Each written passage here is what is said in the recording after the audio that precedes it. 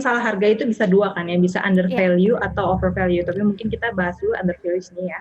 Under value stock itu kan adalah equity shares yang memiliki market value lebih rendah dari intrinsic value-nya. Di under value ini bisa terjadi karena beberapa hal, termasuk alasan dari sektor spesifik, itu socio-economic dan juga overall market slowdown yang diakibatkan oleh beberapa faktor, termasuk juga situasi pandemi saat ini, karena pergerakan manusia yang sangat terbatas mengakibatkan ekonomi melemah, padahal mungkin saham tersebut memiliki masa depan yang cemerlang. Jadi banyak orang yang panik jualan saham ini tanpa melihat fundamentalnya perusahaan tersebut, apalagi banyak yang trauma dengan harga sahamnya turun dan tidak akan recover lagi karena Iya. pandemi ini. Makanya saham tersebut menjadi under value atau salah harga lah. Oke, kalau kita bicara under value berarti di bawah nilai sebenarnya tadi, kalau over value berarti di atas nilai sebenarnya tadi ya gitu, yang tadi dimaksudkan oleh Christine. Nah, kalau kita lihat secara harga, dibilang under value kan murah nih berarti. Tapi gimana sih kita membedakan saham yang murah tapi nggak murahan nih, Christine? Karena mungkin banyak yang suka salah persepsi dan nggak tahu juga sebetulnya caranya melihat harga wajar suatu saham. Mungkin ada ciri-ciri khusus nggak sih yang mana saham-saham yang masuk kategori under value atau over value, Christine?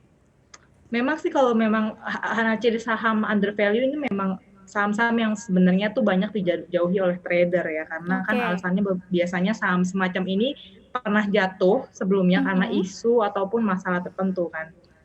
Tapi kita bisa lihat juga prospek ke depannya saham ini gimana gitu. Kayak contohnya tahun berapa gitu INKP misalkan.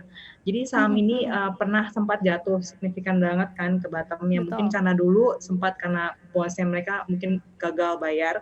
Namun kan ternyata saham ini under value banget di sekitar 2 tahun lalu, sehingga prospeknya tuh masih bagus, sehingga dia rebound signifikan karena kita lihat prospek kedepannya ternyata bagus.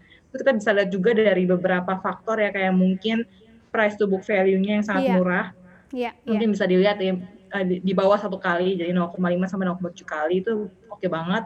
Mungkin second liner stock juga bisa kayak 0,3 kali, itu murah banget. Jadi dari cara menghitung price to book value ini sebenarnya gampang banget kan, dari harga saham saat itu dibagi book value per share gitu. Jadi kita bisa lihat bagaimana perusahaan ini dinilai itu saat itu sedang murah, dan juga dari earnings per share dari price to earnings per share juga kita bisa lihat. Oke, itu ada 2 indikator utama ya, mungkin untuk pemula juga. Tadi udah disebutkan rumus-rumusnya untuk menghitung PBV dan PER-nya atau price to earning ratio. Tapi penggunaan 2 indikator ini sebetulnya seperti apa sih, Christine? Ada yang bilang kalau PBV lebih cocoknya untuk saham-saham second liner, kemudian kalau PER itu untuk saham-saham yang blue chips atau big caps. Nah, kalau Christine sendiri melihatnya mungkin sebagai panduan juga bagi para pemula atau juga yang sudah sering untuk berinvestasi dan trading saham, ini bagaimana nih penggunaan antara PBV dan PER, atau justru ada mungkin rasio-rasio lainnya yang bisa kita gunakan untuk menilai suatu saham apakah under value atau over value, Christine?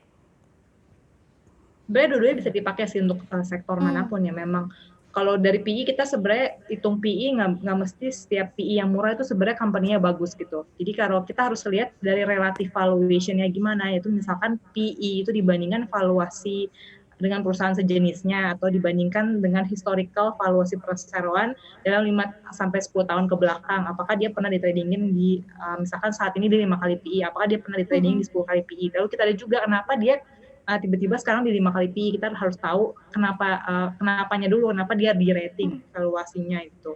Kalau misalkan di ratingnya karena suatu rumor atau gagal manajemen atau apa, kan one day kayak manajemennya bisa ganti atau apa, dan kita bisa lihat prospeknya juga gitu. Jadi kita juga bisa bandingin ke sektornya juga, misalkan sektornya sebenarnya valuasinya cukup mahal, kenapa company ini jauh di diskon dibandingkan sektornya gitu. Jadi kita harus tahu alasan-alasan itu juga. Dan contohnya kayak misalkan LPPF gitu.